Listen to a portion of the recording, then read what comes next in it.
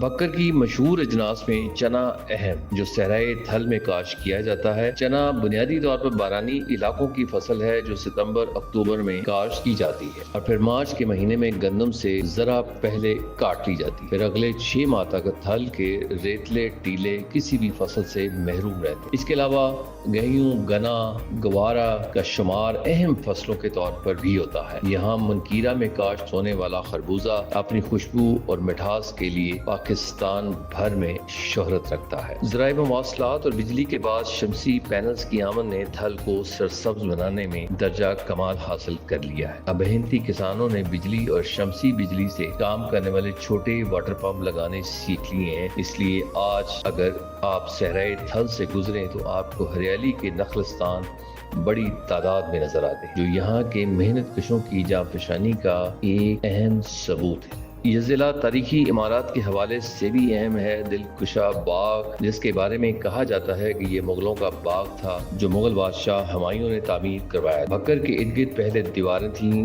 اور اس کے 3 دروازے تھے جن میں طویلہ، امام والا اور کنگ گیٹ شامل۔ کنگ گیٹ برطانیہ دور حکومت میں تعمیر کروایا گیا اور اس کا نام وہاں کے ڈپٹی کمشنر مسٹر خان کے نام پر رکھا گیا۔ بعد ازاں اس کا نام جناح گیٹ رکھ دیا گیا۔ شیخ راؤ پل کے قریب بکر کے بانی بکر خان کا مزار بھی موجود ہے۔ یہاں کی مشہور برادریوں میں بلچ پٹھان، سمین پٹھان، عباسی، آنگرا، انصاری، ارائیں، اوان، بلوچ، بھٹی، چدھڑ، چھپ، چھڈو، چودھری، کمبو، ڈنڈلا، گورچا، کھوکھر، لودھی، قریشی، رانا، سید، نیازی، سیال اور بھڑوال شامل ہیں۔ مشہور شخصیات میں اصغر خان نوانی، مرحوم ڈاکٹر افضل ڈانڈلا، مفتی محمد موسیٰ طاہر، محمد نادر وسیم اور قاری وقار احمد ہیں۔ اس ضلع کے سیاسی خاندانوں میں شاہانی، ڈانڈلا اور خان خیل شامل ہیں۔ جھنڈا والا بکر کی مشہور ڈش رانجھا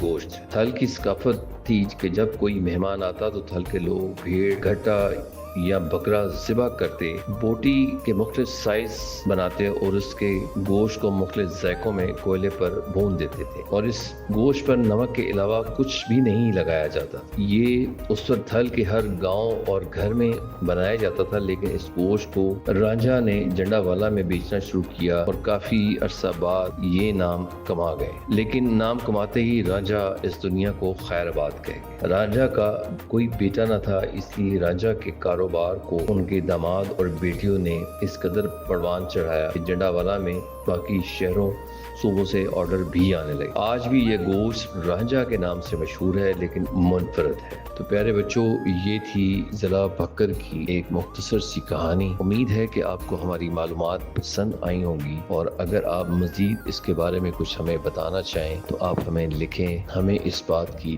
بہت خوشی ہونا، اور اپنے آس پاس کے لوگوں کا بہت سارا خیال رکھیں۔